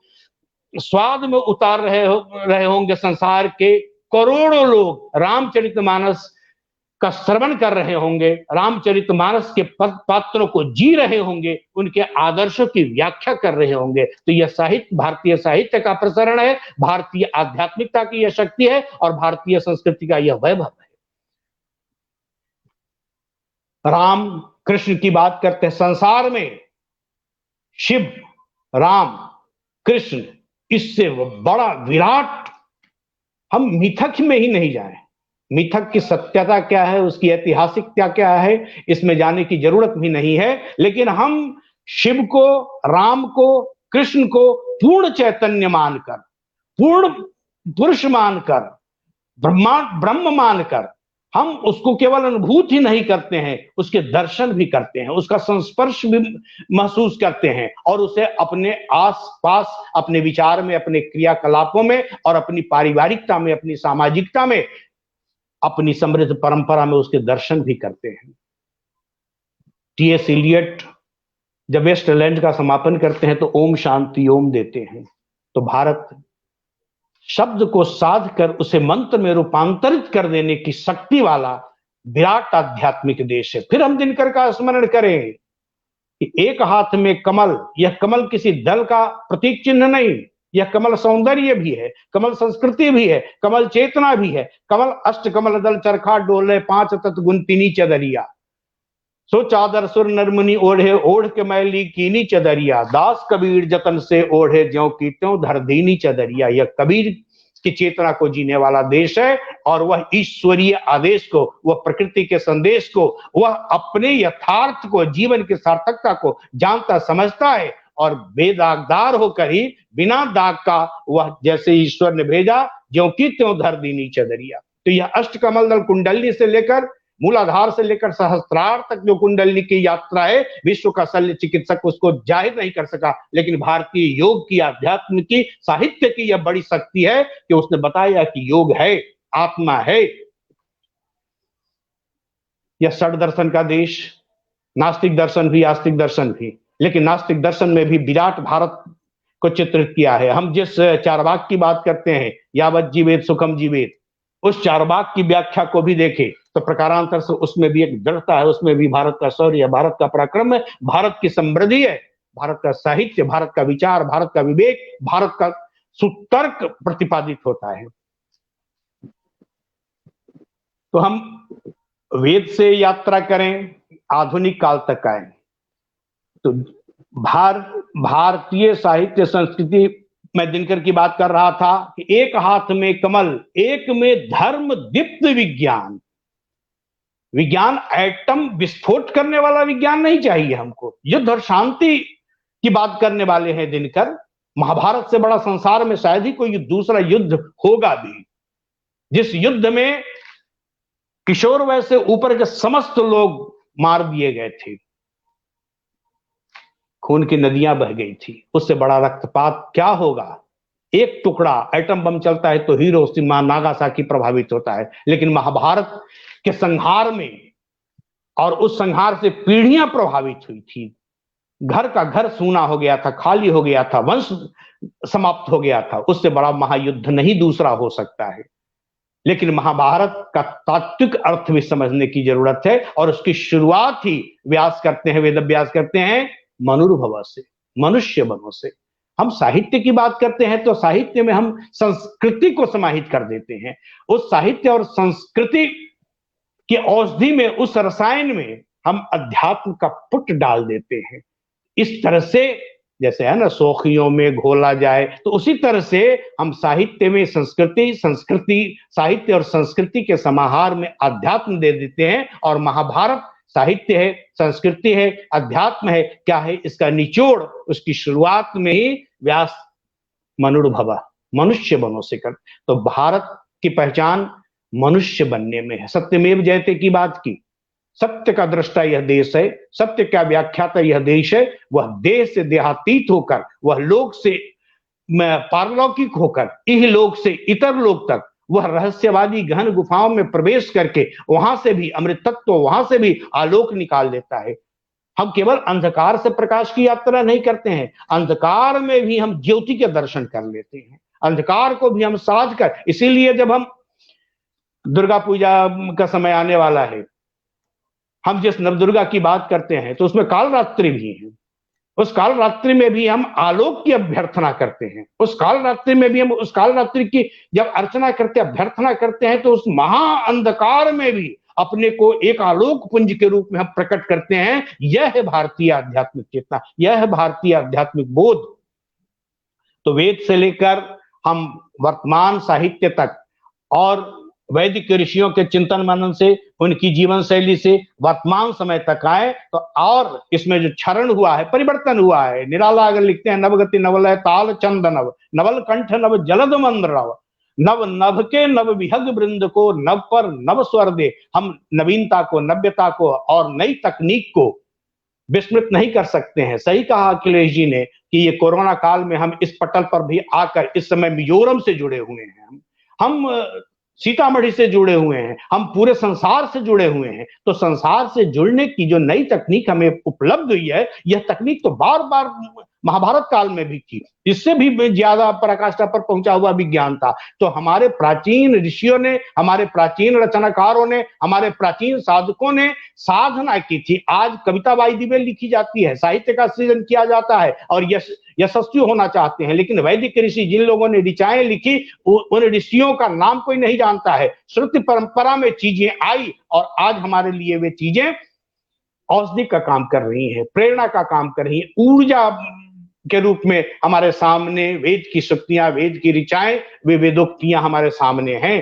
तो वे लोग यशकामी नहीं थे, वे लोग दूर तक अपनी बात, अपने चिंतन को प्रसारित करने में विश्वास करते थे और श्रुति परंपरा में यह बात आगे बढ़ती चली गई।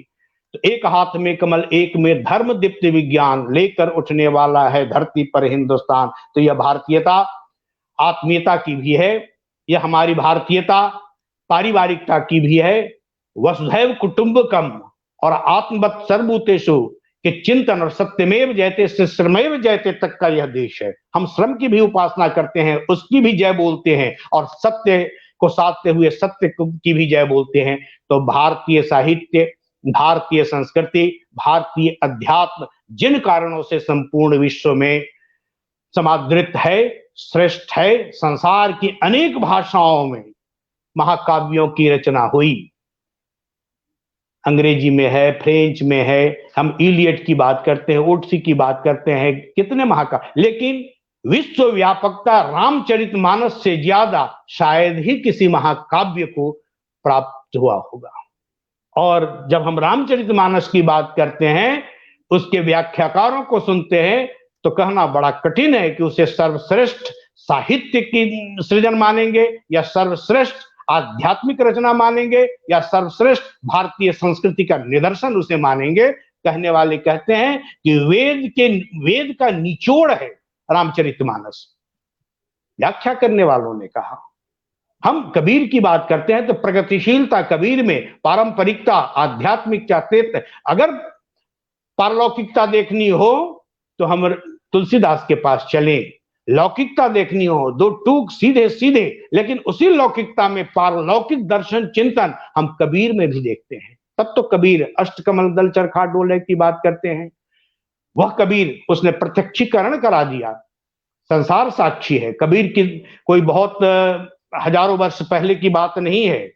जब विवाद हुआ कि ये हिंदू थी या मुसलमान, सांप्रदायिक सद्भाव जब बिगड़ने लगा, तो एक बार उनके शव पर रखी हुई चादर उड़ गई और केवल वहां चमेली के फूलों का ढेर था। सबने कहा कि बाबा कबीर ने जाते जाते हमारे सामने एकीकरण योग का एक अभूतपूर्व इसकी मिसाल उन्होंने रख दी और फिर फूलों को बांट लिया गया, आधे को जलाया गया, आधे को दफनाया गया। तो वह आदमी न हिंदू था न मुसलमान था, वह एक विराट मनुष्य था। और वैराग्य की जहां पर बात होती है, मनुष्यता की जहां बात होती है, और विराट मनुष्य की कल्पना ही नहीं, उसे साकार करने की नीचे से आगे हमारा अरविंदो का दर्शन पहुंच जाता है। नीत्सो का जो दर्शन है उससे आगे अरविंदो का दर्शन है। सावित्री जैसे महाकाव्य में केवल मृत्यु का चिंतन नहीं है, मृत्यु का दर्शन नहीं है, मृत्यु से पंजा भिराते हुए जीवन की जय गाथा है। सावित्री जो हमारी मातृशक्ति है, वह यमराज से संवाद करती है, वह यमराज से मुठभेड़ करती है, यमराज से तर्क वितर्क करती है, यमराज का पीछा नहीं छोड़ती है और यमराज के पंजे से अपने स्वामी अर्थात अपनी जीवनी शक्ति को, अपने प्राण को, अपने ऐश्वर्य के, अपने सुहाग को वह छीन लेती है। मृत्यु प्राप्त को पुनः जीवन में वापस ले लेने की साधना यह परिकल्पना मात्र नहीं है, यह हमारी आध्यात्मिकता की, साहित्य की, संस्कृति की, संस्कार की, परंपरा की और मातृशक्ति की यह पराकाष्ठा है। धरती से प्रकट होती है सीता और फिर धरती में समाहित हो जाती है सीता। वह संपूर्ण धरती थी, धरती की सहिष्णुता लेकर, धरती का धैर्य लेकर, धरती की करुणा, धरती की दया और केवल देने की शक्ति, उसने परित्याग किया है, परित्याग किया है। धरती को हम लाख रौंदते खौंकते हैं, फिर भी धरती हमारे लिए जीवन देती है। तो सीता का चरित्र यहाँ है और हम गौरवान्वित हैं कि सीता इसी बिहार की भूमि पर प्रकट हुई थी, जिसे आत्मसात करने के लिए अवध की संस्कृति राम के माध्यम से आती है। तो विश्व वंद्य का यह देश, और यह देश निरंतर आज अपनी वैश्विकता, हम यह नहीं किसी धनबली के कारण, किसी राजनेता के कारण, किसी बाहुबली के कारण बार बार विश्व गुरु हमारा देश नहीं हुआ है। हमारा देश साहित्य, संस्कृति, आध्यात्म के प्रसरण से, उसकी पराकाष्ठा से और उसके अध्येता से, उसके व्याख्याता से बार बार भारत विश्व गुरु हुआ है और फिर विश्व गुरु होने की ओर हमारा यह देश अग्रसर है। वह इसलिए कि हम अपनी जड़ से लेकर शीर्ष तक का अभिनंदन करते हैं। हम उगते हुए सूर्य की भी पूजा करते हैं, डूबते हुए सूर्य को भी अर्घ्य देते हैं, हम चांद को भी पूजते हैं। हमारी माताएं हमारे भीतर संस्कार भरना चाहती है कि धरती पर पांव रखने से पहले जननी जन्मभूमिश्च, धरती को पहले प्रणाम कर लो। प्रातःकाल उठ के रघुनाथा मात पिता गुरु ना बही माथा, यह हमारा संस्कार था। लेकिन पता नहीं किस मोह जाल में और मिश्रित भाषाई संस्कृति में, शैक्षणिक संस्कृति में, स्कूल से विद्यालय से लेकर गुरु से लेकर शिक्षक तक की यात्रा, विद्यालय से लेकर कन्वेंट तक की यह यात्रा, उसमें संस्कृति गड्ढमड्ढ हो रही है और देश दुनिया का था सिर मौर हम ही भूल गए, नजर गगन में गड़ाई की जमी भूल गए।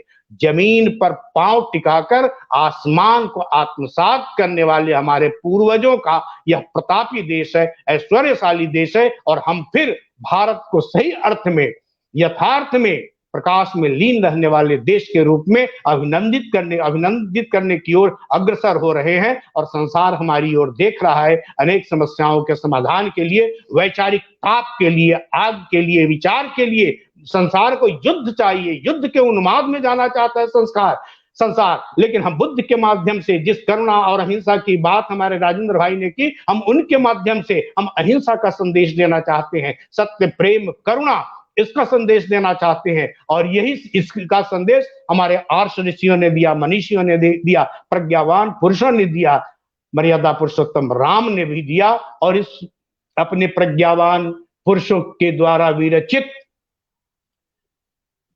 साहित्य विचार को लेकर हम संसार में फिर से खड़ा होना चाहते हैं। जगे हम लगे जगाने, विश्वलोक में फैला आलोक। यहाँ के तो सम्राट भी भिक्षुक बनकर रहते, सम्राट दया दिखाते घर घर घूम। यहाँ के सम्राट भी ऐश्वर्य का जनक विदेह राज थे, तत्वज्ञानी थे, वे राजा थे, लेकिन राजा का अहंकार नहीं था।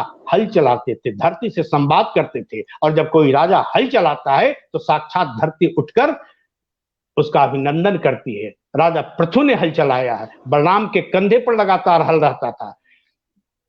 हमारे देवाधिदेव महादेव शिव के आसपास वह बैल है, बैल की सवारी करते हैं। और कृषि संस्कृति तो हमारे देश की संस्कृति धरती से जुड़ी हुई है। यह हमारे देश की संस्कृति दिशाओं को अभिनंदित करने वाली संस्कृति है। और वैश्विक चेतना, वैश्विक बोध की और विश्व मानवता के कल्याण की कामना करने वाला ही नहीं, उसकी चाहना करने वाला ही नहीं, चीन के उस ऋषि की तरह, लाओ त्से की ऋषि की तरह एकांत साधना करते हुए भी हम विश्व मंगल की कामना करते हैं और गाते हैं, विश्व भर का हो भला, विश्व भर को प्राप्त हो नव ज्ञान नित नूतन कला। हमने जो ज्ञान अर्जित किया है, हम चाहते हैं कि विश्व उस ज्ञान का लाभ उठाए। हमने जो संस्कार अर्जित किया है, चाहते हैं कि उस संस्कार का संस्पर्श पाकर, पारस पत्थर के संस्पर्श से जिस तरह से लोहा भी कंचन में परिवर्तित हो जाता है, उस तरह से हम परिवर्तित करना चाहते हैं। और सही कहा अखिलेश जी ने, कोरोना ने यह अवसर उपलब्ध करा दिया कि सेक हैंड खत्म हो गया और नमस्कार संपूर्ण देश में चल रहा है। तो हम हृदय, आत्मा, चेतना और अपनी समृद्ध परंपरा को लेकर आज इस कोरोना काल में एक दूसरे का अभिवादन भी कर रहे हैं, एक दूसरे का संस्पर्श भी कर रहे हैं। ये हमारी भारत की जय विजय करे जब हम बोलते हैं तो केवल हम अपनी भाषा की जय नहीं करते हैं, हम उस भारत की चेतना की भी जय विजय की बात करते हैं। और भारत, भारती की जय विजय आज संपूर्ण विश्व में है। तो इसके अवदान में जिन ऋषियों, मनीषियों और हमारे पूर्वजों का योगदान रहा, उनका स्मरण करते हुए वेद से लेकर वर्तमान तक, हम बुद्ध से लेकर महावीर तक, हम शंकराचार्य से लेकर आचार्य जानकी वल्लभ शास्त्री तक, भाई राजेंद्र सिन्हा, अखिलेश जी और विमल जी, प्रवीण जी, अमित जी, सब लोगों के माध्यम से, क्योंकि आप सब जहां कहीं भी है, जिस माध्यम से भी सकारात्मक चिंतन करते हैं, विश्व भर के कल्याण की कामना करते हैं, वही आपके भीतर भारत खड़ा होता है। और भारत खड़ा होता है उसकी अभिव्यक्ति आपके साहित्य के माध्यम से, आपके वचन के माध्यम से, आपकी आध्यात्मिकता के माध्यम से, आपकी संस्कृति, आपके बोल चाल, रहन सहन। और हम भारत है जिसकी में एक देह भाषा भी है, आंगिक मुद्राएं भी हैं, हम कृष्ण को पूर्णावतार के रूप में देखते हैं। 64 कलाओं के अंतर्गत जब हमने कलाओं का विभाजन किया, उसमें ललित कलाएं भी हैं, उपयोगी कलाएं भी हैं, और संपूर्ण कलाओं का समुच्चय रूप है पूर्णावतार श्री कृष्ण। वे रण में स्थिर भी होते हैं, रण छोड़ भी होते हैं। तो हमें क्या छोड़ना है, क्या ग्रहण करना है और छोड़ना है? विश्व के कल्याण के लिए ग्रहण करना है संसार को दिन। हे जन अर्जन से मुंह न मोड़, मिल सके जहां जितना न चोर, घर भर ले सब कुछ जोड़ जोड़, पर यह तो कह किस हेतु आए, बहुजन हिताय बहुजन सुखाय। हमारा साहित्य, हमारा ज्ञान, हमारी संस्कृति सबके हित के लिए, सबके सुख के लिए है। आज बिहार स्वाभिमान आंदोलन के इस पृष्ठ पर महत्वपूर्ण विषय की चर्चा करते हुए हम जिस रामचरितमानस की बात कर रहे थे, पहली कथा कहने वाला बिहार का ऋषि याज्ञवल्क्य है, जो उत्तर प्रदेश के उस आश्रम में जाकर वह राम कथा कहता है। तो यह राजा विदेहराज जनक, यह साक्षात धरती के अवतरण की भूमि है, और इसी भूमि के माध्यम से हम आज भी आदर्श बेटी की बात करते हैं तो सीता को आदर्श के रूप में प्रस्तुत करते हैं। हम कला नृत्य की बात करते हैं तो आम्रपाली हमारे सामने होती है। हम विदुषी, जिसने शास्त्रार्थ में दिग्विजय करने का स्वप्न देखा था, आदि शंकराचार्य को भी पराजित होना पड़ा बिहार की एक स्त्री शक्ति भारती मिश्र से। तो यह राम को भी आना पड़ा, पूर्णावतार हमारा ईश्वर भी आता है, ईश्वर का अवतार भी आता है, तो उसे संस्पर्शित होना पड़ता है अहल्या से, एक शिला से, और शिला पूर्ण चैतन्य के साथ उसमें वहां जागृत हो जाती है। तो यह चेतना का देश है, पत्थर से भी रूपांतरित होता हुआ शिवत्व को उपलब्ध करने वाला, हम जड़ता से भी अपने लिए अमृत तत्व ग्रहण करने वाले उस महान पूर्वजों के वंशज हैं, जिन पूर्वजों ने केवल भगीरथ के माध्यम से हिमालय से लेकर गंगा सागर तक परिश्रम करके गंगा को सुमार्ग ही नहीं प्रदान किया था, कौंडिन्य के माध्यम से कंबोडिया तक की संस्कृति को प्रभावित करने का काम किया है। बुद्ध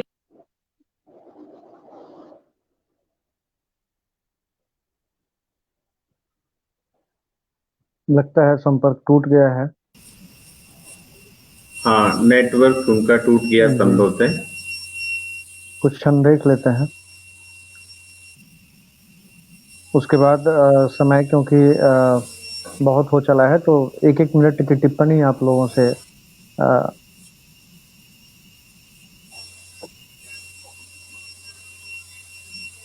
जी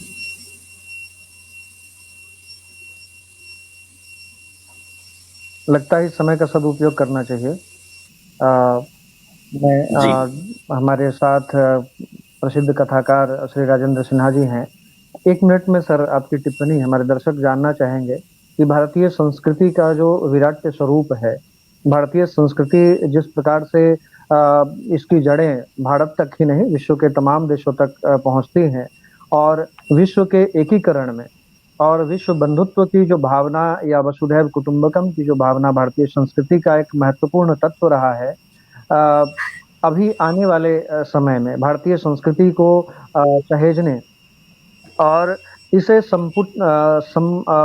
पुष्ट करने की दिशा में हमारे जो हम जैसे नौजवान लोगों की जो पीढ़ी है, इनका क्या दायित्व बनता है, इसके ऊपर एक संक्षिप्त टिप्पणी। हमारी संस्कृति आरंभिक जन्म से ही चले, हमने नारा दिया वसुधैव कुटुंबकम का, हमने नारा दिया बहुजन हिताय बहुजन सुखाय का, सत्य और अहिंसा का मंत्र हमने दिया। जिस सत्य और अहिंसा को लेकर बुद्ध इतना अधिक प्रचारित हुए और लोक व्यापी हुए, आज उस सत्य और अहिंसा की आवश्यकता हमें, हमारी युवा पीढ़ी को सत्य और अहिंसा की नीति की आवश्यकता है। संसार को हमने दिया सत्य और अहिंसा की नीति। आज पूरा विश्व जब युद्ध के कगार पर खड़ा होता है तो उसे भारत की याद आती है, और भारत की भारतीयता की याद आती है, सत्य और अहिंसा की नीति की याद आती है, वसुधैव कुटुंबकम की बात आती है, और अहिंसा की बात जब कभी आती है तो हम बुद्धत्व की बात करते हैं। आज बुद्धत्व की आवश्यकता है कि हमारी युवा पीढ़ी बुद्धत्व की ओर अग्रसर हो, हमारी युवा पीढ़ी सत्य से साक्षात करे, और जिस किसी भी परिवेश में हम जी रहे हो, हमारे लिए आवश्यक है कि हम सामाजिक जीवन जिए। हमारे लिए आवश्यक है कि हम वसुधैव कुटुंबकम के नारा के साथ, वसुधैव कुटुंबकम के मंत्र के साथ अपने जीवन को सुसंस्कृत करें, परिमार्जित करें। यह हमारी संस्कृति की देन है, यह हमारी संस्कृति की आवश्यकता है, यह हमारी संस्कृति की बात है हो गए और यही हमारी भारतीयता है। अच्छा जाना बहुत बहुत है। अब हमारे दर्शक जानना चाहेंगे, जैसा हम सभी जानते हैं कि दधीची से लेकर स्वामी विवेकानंद तक एक बहुत लंबी श्रृंखला है हमारे देश में ऋषि मुनियों की। और जिस समय में स्वामी विवेकानंद कहते हैं कि अहम ब्रह्मास्मि, आज के युवा, आज के हमारे नौजवान कहाँ पाते हैं इस जो एक अध्यात्म की जो यह कह सकते हैं कि भूमि है, जो तर्पण की भूमि है, अर्पण की भूमि है, जहाँ मोक्ष की प्राप्ति के लिए भगवान को भी मनुष्य का रूप धारण करना पड़ता है। तो ये विराट संस्कृति का देश भारत और इस भारत का भविष्य, एक संक्षिप्त टिप्पणी डॉक्टर अखिलेश कुमार शर्मा जी आपसे। प्रवीण जी, देखिए, जिस प्रश्न को आपने इस पूरी चर्चा के दौरान से उठाया और फिर पूछा, उसमें जिस चिति की बात भारतीयता में होती है, उसमें जिस चिंतन की बात भारतीय दर्शन में होती है, उसे अपने व्याख्यान में, अपने वक्तव्य में राजेंद्र जी और अभी बहुत बेहद अच्छे तरीके से संजय पंकज जी ने रखा।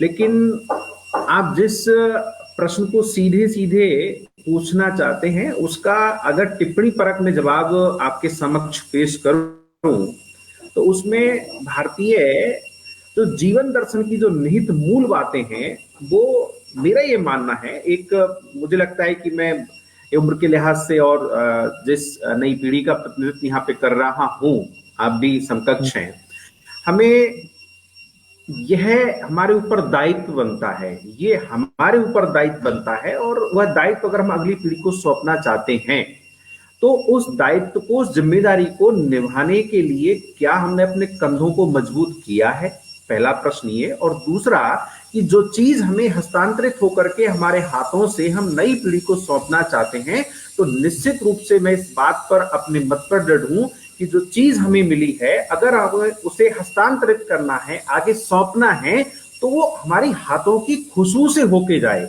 यानी अगर हम उसमें अपनी चीजों में कुछ बदलाव होकर के अगर उसे संपोषित नहीं करेंगे तो वो ठीक तरीके से संप्रेषित नहीं हो पाएगी।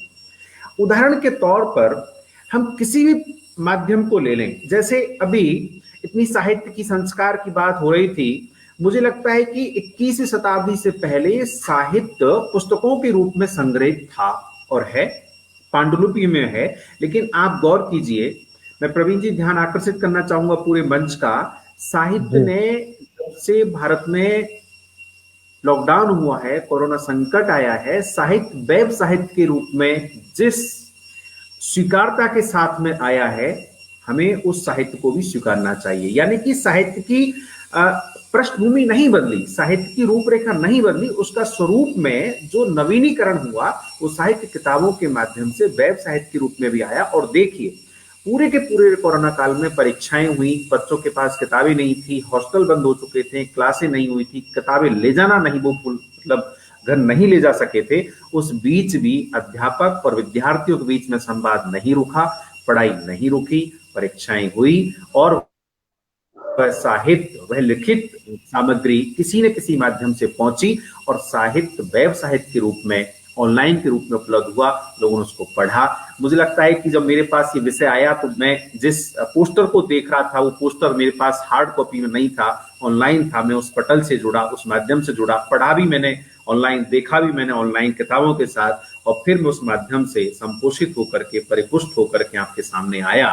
तो ये जो बदलाव की प्रक्रिया में अगर किस चीज को हम जड़ों से जोड़ करके स्वीकारते हैं तो वह हमारी उस परिवर्तन की, उस संकेत की ओर इशारा करता है। बस हमें वो है जिस मूल की बात है, वो मूल से जुड़ा बने रहना चाहिए। उससे जो संपोषित करने के तरीके हैं, विधान हैं, वो भले ही बदल जाएं, लेकिन वो कहते हैं ना, हस्ती मिटती नहीं हमारी, वो हस्ती मिटने वाली बात नहीं होनी चाहिए। यही इस मंच की और यही बिल्कुल। यही संस्कार की और अध्यात्म की सार्थकता मेरे मायने में है, जहां तक मैं सोचता जी, हूँ। जी जी। भारतीय साहित्य, संस्कृति और अध्यात्म भारत की पहचान। हम जानते हैं कि सर्वे भवन्तु सुखिनः सर्वे सन्तु निरामया की विचारधारा को अपनाने वाला देश भारत, यह चिरकाल तक इसकी जो पहचान है वो बनी रहेगी, क्योंकि हम लोग संकल्पित हैं। नई पीढ़ी भी हमारे उस पूर्वजों के संस्कार को अपनाने के लिए उनमें हम इस तरह के संस्कार का बीजारोपण करेंगे और करते रहे हैं। और हमारे आने वाली जो पीढ़ियाँ हैं, वो भी अपने भारतीय संस्कृति को स्मरण करके अपने आप को गौरवशाली महसूस करेंगी। हम निश्चय हैं, भारत की जो संस्कृति है, जो आदि काल से लेकर सनातन काल से लेकर वर्तमान समय तक और आने वाले भविष्य में भी हमारे भारत की संस्कृति पूरे विश्व का सिरमौर बनेगी। और इस संस्कृति को जब कभी भी विश्व के साथ किसी तरह की समस्या आती है, आतंकवाद की समस्या आती है, वैमनस्यता की समस्या आती है, जब देश आपस में लड़ने को आतुर हो जाते हैं, तो भारत की संस्कृति से ही उसके हल और उसका निराकरण निकलता है। ऐसी संस्कृति, ऐसा बुद्धत्व, ऐसी पौराणिक आध्यात्मिक चेतना वाला देश हमारा भारत देश चिरकाल तक इसका जो गौरव है वो बना रहे, यह संकल्प हम सब लेते हैं। आप सभी हमारे वक्ता जो हमारे साथ जुड़े हैं, आदरणीय राजेंद्र सिन्हा जी, डॉक्टर अखिलेश कुमार शर्मा जी, आप मिजोरम से जुड़े हैं, डॉक्टर संजय पंकज जी और विमल कुमार पडिमल जी जो अंतर्ध्यान हो गए हैं, आप सबों का सादर धन्यवाद। आप सब लोग इस कार्यक्रम से आप जुड़े और हमारे दर्शकों को बहुत ही अंदर की जो बातें थी, साहित्य की बात, संस्कृति की बात, अध्यात्म की बात, उससे हमारे दर्शकों को जरूर ही बहुत फायदा मिला होगा, बहुत लाभ प्रवीण मिला जी, कि संस्कृत जी एक बात चलते चलते मैं जी दिनकर की यह पंक्ति कह देना चाहता हूं। जिस दिनकर जी ने जी संस्कृति के 4 अध्याय नामक एक हम्म, ऐतिहासिक ग्रंथ का सृजन किया, तो उनकी पंक्ति है, धर्मराज कर्मठ मनुष्य का पथ संन्यास नहीं है, नर जिस पर चलता वह धरती है, आकाश नहीं है। जिस जड़ वाह, की हमेशा चाहना की बात और उसका ध्यान हमेशा रहे, जड़ से हम कभी उखड़े नहीं, जड़ को भूले नहीं। अखिलेश जी ने संकेत दिया, हम नवीनता को स्वीकारें लेकिन जड़ से कटकर नवीनता का अभिनंदन नहीं हो। हम नवीन का स्वागत करें लेकिन अतीत को विस्मृत नहीं करें। हमारे लिए दादाजी भी उतने ही महत्वपूर्ण है, पिताजी भी उतने ही महत्वपूर्ण है जितना महत्वपूर्ण हमारे लिए पुत्र और पौत्र हैं। तो दोनों के बीच में, भविष्य और अतीत के बीच में हम वर्तमान है, और वर्तमान एक सेतु है जिससे अतीत और भविष्य के बीच में एक सुदृढ़ता की स्थापना होती है। और फिर मैं कहूंगा कि दास कबीर जतन से ओढ़े साहित्य, संस्कृति, अध्यात्म का जो वैभव हमने प्राप्त किया है, अपनी संततियों के लिए हम सुरक्षित रखें, संरक्षित रखें। इस तथाकथित संजाल में, व्हाट्सएप, फेसबुक की बिल्कुल अनसुलझी दुनिया में, अनंत दुनिया में अपने आप को हम भटकाए नहीं, भरमाए नहीं। इसलिए धरती के यथार्थ का, जीवन के यथार्थ का और हमारे होने की सार्थकता का हमेशा हम ध्यान रखें। यही भारतीय दर्शन, भारतीय साहित्य, भारतीय संस्कृति और भारतीय अध्यात्म है। बहुत सही, बहुत खूब। जरूर ही ये कार्यक्रम हम समझते हैं कि जी जी 1 मिनट में अच्छा आपने बात को कहा तो सबसे पहले मैं संजय पंकज जी को बहुत बहुत धन्यवाद देना चाहूंगा कि उन्होंने इस साहित्य के जुड़ाव के नाते मुझे यहाँ मिजोरम से बैठे बैठे याद किया। मैं उनके प्रति आभार अरे क्या बात। करता हूँ। और प्रवीण जी, ये बात जब दिनकर जी से चली थी तो मैं चाहता हूँ कि बिहार की भूमि है, मैं उसे प्रणाम करता हूँ। तो बिहार की उस राष्ट्रीय चेतना के कवि दिनकर, जिनका जन्म जयंती अभी 23 सितंबर को मना चुके हैं और 26 सितंबर 3 दिन का एक अंतराल है, जयंती उसको मानते हैं। उनकी पंक्ति से अपनी बात को विराम देना चाहूंगा। मैं विवाह पुत्र जागरण गान है मेरा, जग को अक्षय आलोक दान है मेरा, जग को अक्षय आलोक दान है मेरा।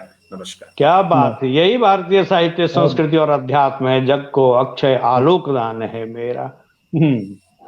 पूरे विश्व को आलोकित करने वाला भारत, भारत की यह भूमि, पावन भूमि, अर्पण की भूमि, तर्पण की भूमि, ज्ञान की भूमि, मोक्ष की भूमि, संस्कृति की भूमि, और यह भारत हमारा अवश्य ही विश्व का गुरु, विश्व गुरु रहा है और विश्व गुरु रहेगा। इस संकल्प के साथ आप सभी हमारे आदरणीय वक्ताओं का हार्दिक स्वागत, हार्दिक अभिनंदन, हार्दिक धन्यवाद कि आप बिहार स्वाभिमान आंदोलन के इस पेज से आपने अपने ज्ञान का जो आलोक था वो विश्व पटल पर रखा। इसके लिए आपका कोटिशा धन्यवाद। फिर से हमारी मुलाकात होगी एक अगली परिचर्चा के साथ। धन्यवाद भाई जी, धन्यवाद अखिलेश जी, साक्षात दर्शन हो रहे हैं। बहुत अच्छा प्रवीण जी, बहुत अच्छा संचालन, क्या बात है भाई जी, आज तो पूरी जवानी में है, जवानी जिनके जिनके पास। बहुत बढ़िया, धन्यवाद सर, शुक्रिया, नमस्कार। आनंद आ गया, आनंद आ गया। जी धन्यवाद। हाँ। साहित्य संस्कृति अध्यात्म का परम लक्ष्य आनंद।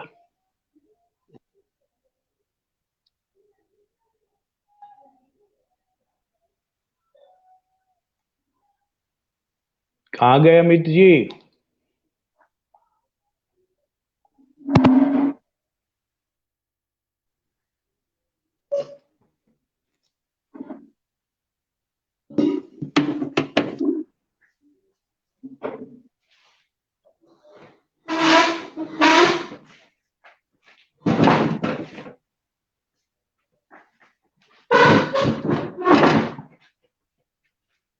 ऑफ कर दिए क्या?